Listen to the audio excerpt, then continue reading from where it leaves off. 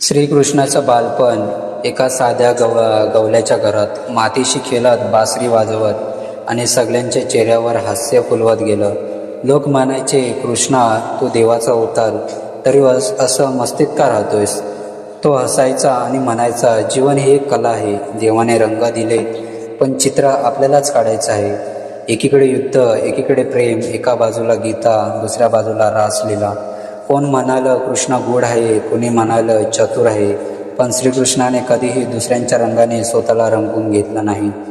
तो स्वतःचे रंग घेऊन जगला, आपले विचार, आपलं तत्त्व, आपली शैली, आणि म्हणूनच आज हजारो वर्षांनी त्यांचं जीवन म्हणजे एक सुंदर रंगीबेरंगी चित्रकला वाटते. तुमचं जीवन हे एक कॅनव्हास आहे. रंग कोणते वापरायचे ते ठरवायला शिकाल, तेव्हाच खरं कृष्णतत्व तुमच्यात जागं होईल.